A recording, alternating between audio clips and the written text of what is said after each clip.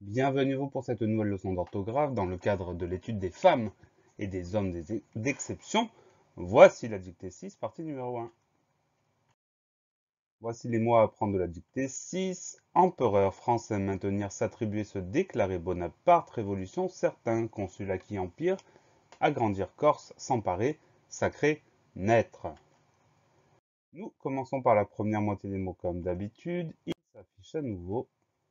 Et nous allons pouvoir les étudier un par un. C'est parti. Le premier mot, c'est empereur. Le premier son qu'on entend, c'est le son en qu'on va écrire EM. Pourquoi M? Parce que derrière, il y a un P et c'est la fameuse règle du M devant MBP. Donc en EM. Deuxième syllabe P, PE. Le son E s'écrit avec un E tout simplement.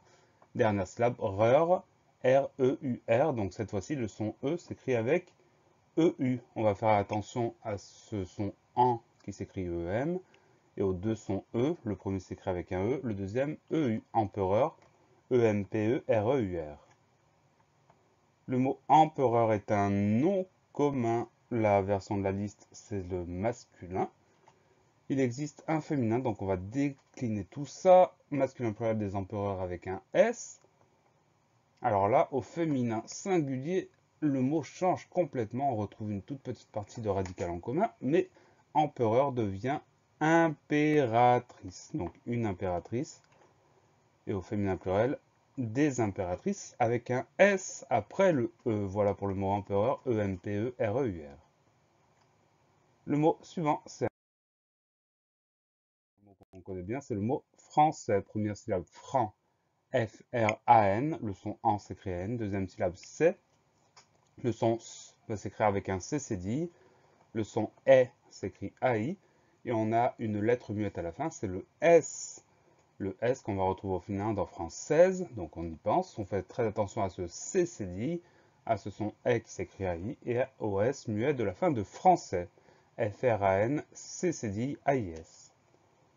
Le mot français est un adjectif qualificatif. Il existe le nom français, mais c'est un nom propre qui comporte une majuscule au début. Là, c'est pas le cas. On a bien l'adjectif français. Donc, on va pouvoir le décliner. La version de la liste, c'est du masculin singulier avec un S à la fin. Masculin pluriel, on ne change rien puisqu'il y a un S au singulier. On va rien ajouter au pluriel. Donc, français avec un S à la fin également. Féminin pluriel, on va ajouter le E du féminin. Ça va changer la fin du mot. On va passer à française.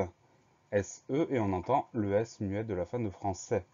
Au féminin pluriel, on ajoute le E du féminin, le S du pluriel, française, ES à la fin. Voilà pour le mot français, F-R-A-N, C-C-D-I-A-I-S. Le mot suivant, c'est le mot maintenir. Le mot maintenir est de la famille de tenir, donc on va retrouver ce radical-là. La première syllabe, c'est main, M-A-I-N. Donc le son 1 s'écrit A-I-N. Ensuite, T-E, nir, N-I-R. La seule difficulté, c'est son 1 qui s'écrit A-I-N, comme dans main, M-A-I-N du reste. Maintenir, M-A-I-N-T-E-N-I-R. Le mot maintenir est un verbe. C'est un verbe en IR, mais avec nous, on dit nous maintenons, donc il appartient au troisième groupe. Comme tous les verbes, ils se conjuguent. Deux exemples au présent, nous maintenons. Au passé composé, j'ai maintenu. Le participe passé est donc maintenu avec un U à la fin. Voilà pour le mot maintenir, M-A-I-N-T-E-N-I-R. Le mot suivant n'est pas un mot, ce sont deux mots qui sont collés. C'est s'attribuer. Donc, ces deux mots, le premier c'est S apostrophe. Ensuite, on a attribuer. Alors, attribuer, on va l'écrire A, 2T pour le début. On pense bien à ces deux T, il n'y a aucune explication et on ne l'entend pas, donc on pense vraiment à mettre ces deux T. A2T, R-I, à tri, et la fin du mot buer, B-U-E-R. Le son E s'écrit E-R parce que ce mot-là est un verbe, donc on pense vraiment à ce S apostrophe et à ces deux T. Pour le reste, tout va bien. S'attribuer S apostrophe A2T, R-I, B-U-E-R. Comme je vous l'indiquais, s'attribuer est un verbe, comme c'est un verbe qui est composé d'un pronom puis d'un verbe, on appelle ça un verbe pronominal. Il appartient au premier groupe puisque c'est un verbe en ER. Deux exemples de conjugaison au présent, il s'attribue. Au passé composé, nous nous sommes attribués. Et enfin, le participe passé de s'attribuer, de attribuer, c'est attribuer, E accent aigu à la fin. Voilà pour le mot s'attribuer, les mots s'attribuer, S apostrophe A de T R I B U E R. Le mot suivant, ce n'est pas un seul mot, ce sont deux mots encore une fois, c'est se déclarer. Donc le premier mot c'est le pronom se, S-E, et ensuite le deuxième mot c'est déclarer. Première syllabe D, D-E accent aigu, deuxième syllabe cla, C-L-A, troisième syllabe ré, R-E-R. Pourquoi le son E s'écrit R à la fin de déclarer? Parce que c'est un verbe. Donc on fait attention, il s'agit bien de deux mots, se plus loin déclarer.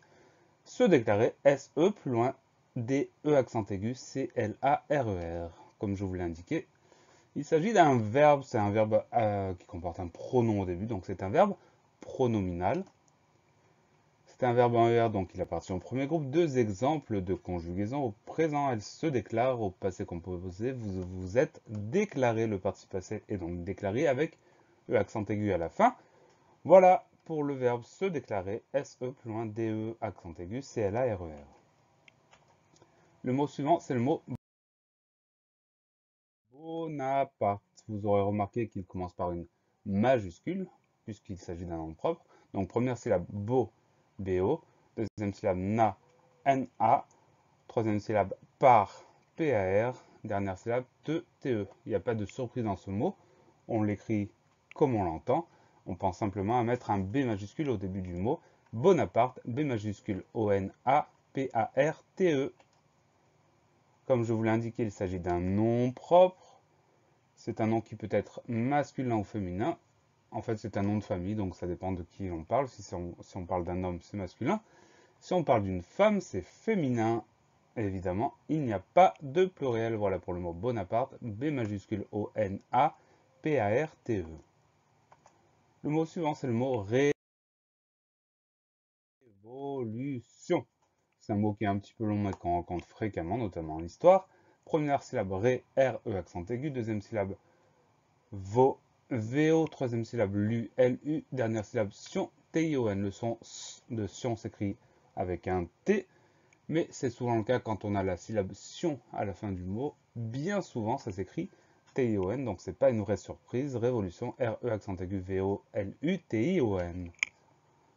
Le mot révolution est un nom commun, on dit une révolution, donc c'est un nom féminin. Et pour le mettre au pluriel, on va ajouter le S du pluriel, des révolutions avec un S à la fin. Voilà pour le mot révolution, R-E accent aigu, V-O-L-U-T-I-O-N. Le dernier mot de cette première moitié, c'est le mot certain. Première syllabe cer, C-E-R. Le son est de certain, le son est, s'écrit avec un E sans accent parce que ce E est suivi de deux consonnes, le R et le T. Donc, E sans accent pour le son est.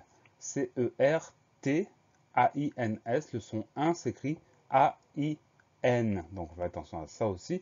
Et à la fin, on va voir le S du pluriel puisque c'est un mot qui est au pluriel. On fait attention à ce son est qui s'écrit avec un E sans accent et à ce son 1 qui s'écrit A-I-N. Certain, C-E-R-T-A-I-N-S.